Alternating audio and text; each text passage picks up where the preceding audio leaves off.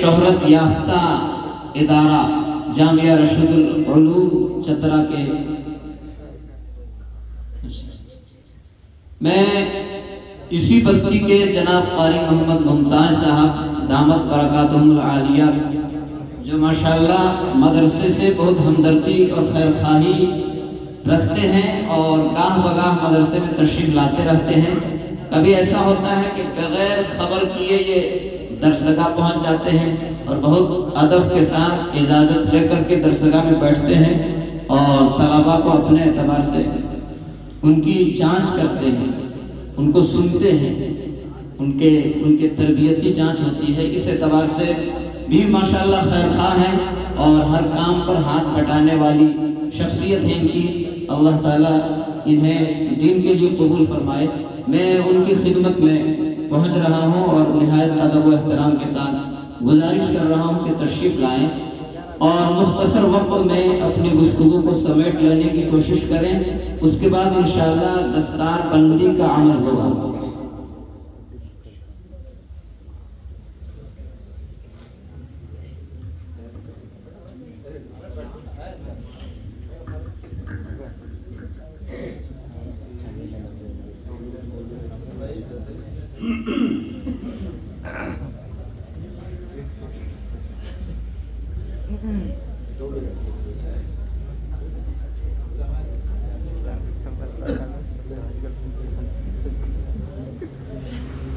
ماشاءاللہ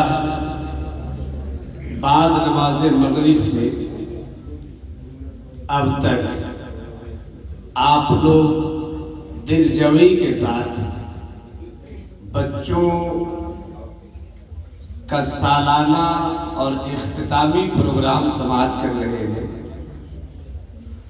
اللہ ہم تمام کی اس بیٹھنے کو قبول فرمائے.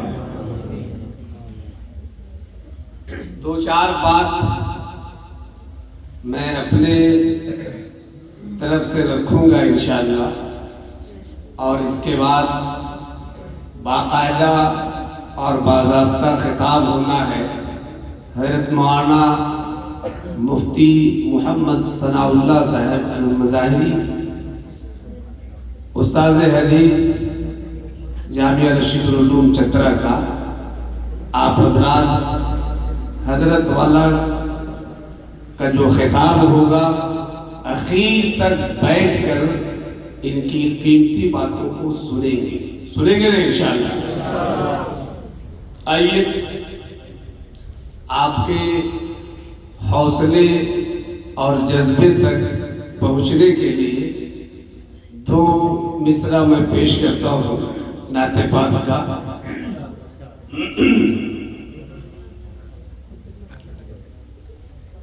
سرور دو عالم کی سروری نرالی ہے.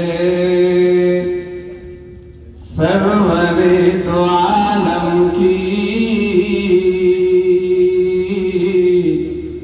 سروری نرالی ہے. سرور دو عالم کی سروری نرالی ہے. سرور دو عالم کی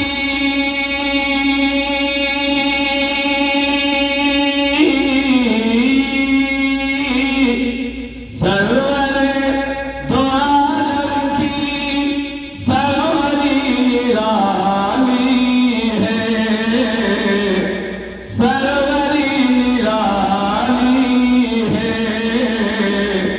بیٹھ کے چٹائی پر بیٹھ کے چٹائی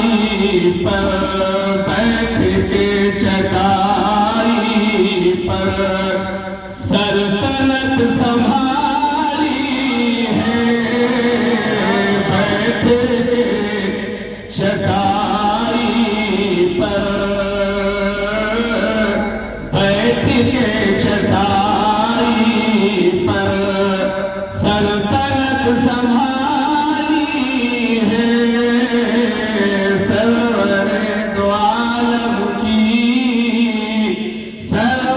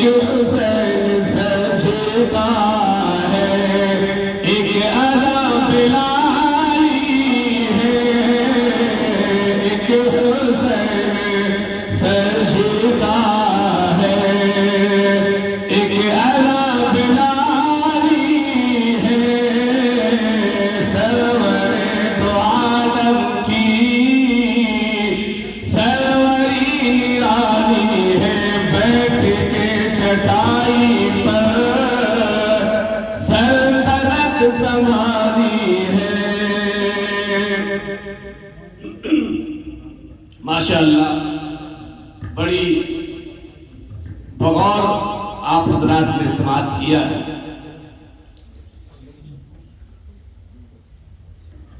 میں اس وقت بڑی مختصر میں سب سے پہلے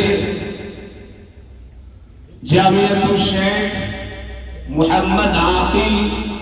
المحدث کے ذمہ داران، کارکنان اور جامعہ ہاذا کے اساتذہ کو بہت بہت مبارکباد پیش کرتا ہوں، جنہوں نے شوال سے لے کر ابھی شعبان یعنی 15 شعبان ہے آج، 15 شعبان تک ان بچوں پر انتھک محنت کی، کوشش کی اور ان کی زندگی کو تعلیم و تربیت سے مزین کیا، آراستہ کیا، پیراستہ کیا، جس کے نتیجے میں یہ بچے ہمارے اور آپ کے بیچ بہترین انداز میں قرآن پاک کی تلاوت، بہترین انداز میں نعتیہ کلام اور بہترین انداز میں مختلف مضامین پر انہوں نے تقریر پیش کی ہے اور بہت ساری معلومات پر انہوں نے مکالمہ پیش کیا ہے، سوال و جواب کی شکل میں۔ دوستو اور بزرگوں، آپ حضرات بخوبی اس سے واقف ہیں کہ جو بچے مدرسے کے اندر رہ کر قرآن پاک کو صحت کے ساتھ پڑھتے ہیں، پھر ان کی زندگی کے اندر جو ان کو اعمال کرنے ہوتے ہیں وہ اعمال بہت ہی قاعدے سے، طور طریقے سے کر پاتے ہیں۔ یہ بات آپ حضرات عملی طور پر، پریکٹیکل طور پر سمجھ سکتے ہیں کہ ابھی جو بعد نماز عشاء قرآن پاک سیکھنے کا معمول چل رہا ہے، یا وہ حضرات جو تبلیغ کے اندر، جماعت کے اندر گئے ہیں، آپ نے چونکہ مدرسے کے اندر شروعاتی دور میں، مکاتب کے اندر شروعاتی دور میں قرآن پاک کو صحت کے ساتھ، اس کی صحیح ادائیگی کے ساتھ نہیں پڑھا، آپ اندازہ لگائیے کہ آج آپ کو کن کن حالات کا سامنا کرنا پڑ رہا ہے۔ دعائیں درست نہیں ہیں، ثنا، تشہد، درود شریف، دعائیں ماثورہ، دعائیں قنوت درست نہیں ہے، سورہ فاتحہ اور سورتیں درست نہیں ہیں۔ ایسے ہی اور جو ابھی جنازے کی دعا پر محنت چل رہی تھی، یہ سب یاد نہیں ہے اور یاد ہونا بھی بڑا مشکل معلوم ہوتا ہے۔ آپ اندازہ لگائیے اور ان کی زندگی کو آپ دیکھیے اور یہ کتنی قیمتی تعلیم حاصل کر رہے ہیں اس کو دیکھیے۔ ہمارے اندر دین کی بنیادی جانکاری نہیں ہے، جس کے وجہ سے ہم کو کتنی شرمندگی کا سامنا کرنا پڑتا ہے، خصوصاً ایسے موقع پہ جب ہماری ملاقات کسی غیر مسلم سے ہوتی ہے، وہ جب ہم سے ہمارے اسلام یعنی مذہب کے تعلق سے معلوماتی باتیں کرتے ہیں تو ہم ان کے جگہ پر خاموش ہو جاتے ہیں۔ ہم کو تو اسلام کا سچا سپاہی بننا ہے، سچا سپاہی بننا ہے، اسلام کے پیغام کی ترجمانی کرنی ہے، ہم کو اسلام کے دستور اور اس کے جو طور طریقے ہیں اس کو فالو کرنا ہے۔ تو چونکہ ہمارے پاس جانکاری کا ابھاؤ ہے، جانکاری تو ہم ان کو مذہب اسلام کا وہ پیغام جس کے بنیاد پر مذہب اسلام کو ایک الگ پہچان اس روئے زمین پر حاصل ہے، اور ایسی پہچان حاصل ہے کہ روئے زمین پر اس مذہب کے مقابلہ میں کوئی مذہب نہیں ہے، اس قرآن پاک کے مقابلے میں کوئی کتاب نہیں ہے۔ میں نے گزشتہ دنوں آپ کو ایک بات سنایا تھا، وہ مہاتما گاندھی جن کو اس ہندوستان کا راشٹریہ باپو کہا جاتا ہے، مہاتما کہا جاتا ہے، انہوں نے حضرت مولانا محمد علی مونگیری رحمۃ اللہ علیہ سے مخاطب ہو کر ایک موقع سے کہا تھا کہ مولانا میں نے روئے زمین کے تمام تر مذاہب کے کتابوں کو، دھرم کے گرنتھوں کو پڑھا،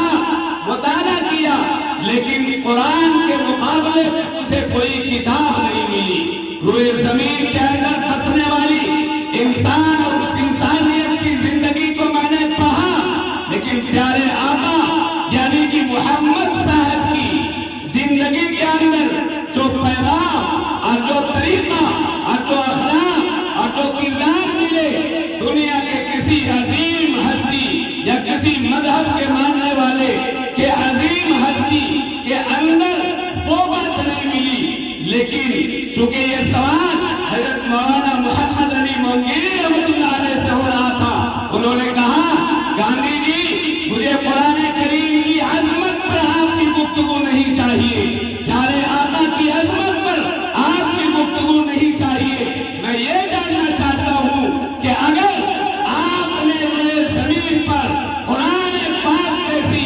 عظیم کتاب نہیں پایا اور اس کے پیغامات کو نہیں پایا، پیارے آقا کے اخلاق و کردار جیسا کریکٹر اس روئے زمین کے اندر بسنے والے کسی انسان کے اندر نہیں پایا، میں آپ سے یہ جاننا چاہتا ہوں کہ آخر اس قرآن پاک کے پیغام سے آپ جڑتے کیوں نہیں ہیں؟ پیارے آقا کی زندگی سے آپ جڑتے کیوں نہیں ہیں؟ پھر خاموشی رہی۔ ہاں، اسلام کو ٹارگٹ کرنے کے لیے، اسلام کو چنوتی دینے کے لیے دنیا کے اندر ایک سے ایک انسان آگے بڑھے، ایک سے ایک آگے بڑھے، انہی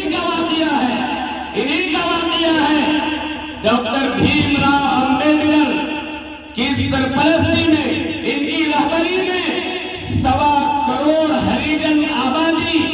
مسلمان یعنی اسلام قبول کرنے کے در پہ تھے، اسلام قبول کرنے کے در پہ تھے، تقریباً 1.5 کروڑ کی ہریجن آبادی۔ لیکن جب گاندھی جی کو معلوم ہوا کہ یہ ڈاکٹر بھیم راؤ امبیڈکر اپنی ہریجن آبادی جو 1.5 کروڑ پر مشتمل ہے، ان کے ساتھ اسلام قبول کرنے جا رہے ہیں، انہوں نے جب پوچھا تھا ان سے آخر کیا بات ہے کہ آپ اپنی مکمل آبادی کے ساتھ اسلام قبول کرنے کے در پہ ہیں، تو انہوں نے نفرتی بات جو اونچ نیچ، کالا گورا، تعصب، یہ ساری چیزوں کو اپنی زندگی میں قریب سے دیکھا تھا، یہ بات کو بیان کیا، لیکن انہوں نے پھر پلٹی ماری اور یہ کہا کہ آپ کون سا اسلام قبول کرنے جا رہے ہیں، کون سا اسلام قبول کرنے جا رہے ہیں؟ انہوں نے کہا مذہب اسلام، کہا مذہب اسلام کی 2 شاخیں ہیں، ایک شیعہ، دوسرا سنی، اور سنی میں کئی شاخیں ہیں اور شیعہ میں کئی شاخیں ہیں، اور ہر شاخ ایک دوسرے شاخ کو خالق اسلام سمجھتا ہے، آپ کون سی شاخ اور کون سا اسلام کو قبول کرنے کے در پہ ہے؟ یہ ایسا گھیرا بندی کا سوال لا کر کے ان کو کھڑا کیا، نتیجتاً وہ اسلام قبول کرنے سے مکمل آبادی کے ساتھ رہ گئے۔ ہم اسلام کا سچا ترجمان بنیں گے، ہم اسلام کے پیغام کو صحیح طریقے سے جانکاری حاصل کر گے اور غیروں کے بیچ جب فالو کریں گے تو یقین مانیے کہ آج بھی اسلام کے اصول اور اسلام کے پیغام کے اندر وہ لچک ہے کہ غیر اسلام سے متاثر ہو کر دائرہ اسلام کے اندر داخل ہوں گے۔ اگر وہ دائرہ اسلام کے اندر داخل نہیں ہو رہے ہیں تو میں پوری ضمانت داری کے ساتھ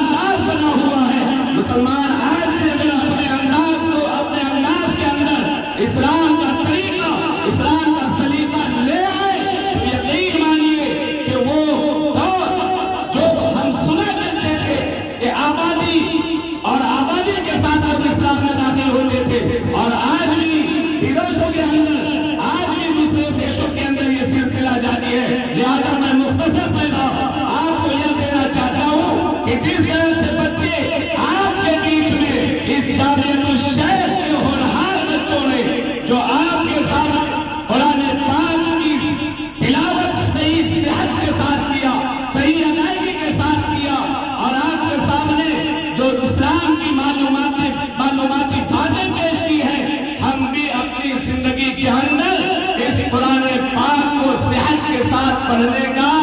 मामूल बनाए और हम भी इस्लाम की बुनियादी मालूमात को अपने जिंदगी के अंदर शामिल करें और दुआ करें इन बच्चों के लिए कि अल्लाह ताला इनको दीन का सच्चा सिपाही और दीन का सच्चा खादिम बनाए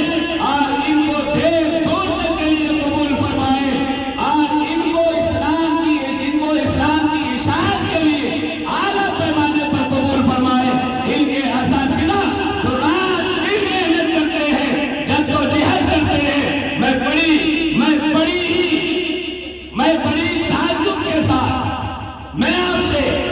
यह बात बताना चाहता हूँ कि कारी शहाबुद्दीन साहब की मेहनत मैंने करीब से देखा। ये फजर की नमाज और अज़ान से पहले अपने घर से मदरसा आया करते थे और फिर इसके बाद 9 बजे तक लगातार मेहनत और लगातार जद्दोजहद करते रहे। मैंने जब इनके वो मामूलात को सुना कि ये फजर से पहले अपने घर से चलते हैं, मैं मोहब्बत के साथ और सख्ती के साथ रोका कि आप ऐसा हरगिज ना करें, ऐसा हरगिज ना करें, माहौल अच्छे नहीं है। आप फजर से पहले आएंगे, न जाने रास्ते में आप किसके बदनजरी का शिकार होंगे, इसलिए तालीम थोड़ी कम हो, आप थोड़ी ताखीर फजर पढ़ करके आइए ताकि रोशनी हो। बहरहाल मेरे इस नेक मशवरे पे अमल भी किया गया, लेकिन आज की जद्दोजहद है, आज की जो मेहनत है वो बेमिसाल है, बाकमाल है, लाजवाब है। और फिर इस मेहनत का नतीजा ये हुआ कि अभी पिछले दिनों छतरा के अंदर जो मुसाफिर कुरान करीम का जो प्रोग्राम हुआ, उसमें जावेदुल शेख के बच्चे जो लेके तशरीफ वहाँ आला से आला नंबरात से ये कामयाब हुए, ये मेहनत का नतीजा है। दोस्तों और बुजुर्गों, मैं रहमत नगर के भी बाशिंदगान से ये गुजारिश करता हूँ कि आप बड़ी मोहब्बत और बड़ी शफकत और बड़ी प्यार की नजर इन बच्चों पे डालिए। ये हमारे गांव की जीनत है, ये हमारे गांव की बरकत है। इनके कदम जहाँ पे इस बस्ती के अंदर, इस इलाके के अंदर पड़ेंगे, अल्लाह ताला उन जगहों को आफात और बलियात से महफूज रखेगा। मेरा यकीन है और आपको भी यकीन होना चाहिए, इनसे मोहब्बत करनी चाहिए, इनकी असातिज़ा से मोहब्बत करेंगे इंशाअल्लाह हम। और हमको इस जामियतुल शेख के यहाँ कायम होने पर फख्र होना चाहिए। मैंने कहा था मुझे बेहद खुशी है और इसका जिंदाबाद का नारा मैं अपने हयात तक लगाता रहूंगा और मैं अपने जीते जी जनरेशन को ये पैगाम लेकर जाऊंगा कि इस मदरसे से 100% मोहब्बत करने की जरूरत है। मोहब्बत करते रहेंगे, इन बच्चों से मोहब्बत करते रहेंगे, इन असातिज़ा से मोहब्बत करते रहेंगे और इनके लिए दुआ करेंगे। अल्लाह ताला इनको दिन दोगुनी रात चौगुनी तरक्यात नसीब फरमाए, इनकी सेहत के अंदर, इल्म के अंदर, अमल के अंदर बरकत नसीब फरमाए और फिर अल्लाह ताला इन्हें हर तरह के शुरूर आफात, मुसीबत, बला, तकलीफ, अचानक हादसा, नागहानी मौत, लाइलाज बीमारी से पूरी हिफाजत फरमाए। इसी पर मैं अपनी बात को खत्म करता हूँ। आमीन।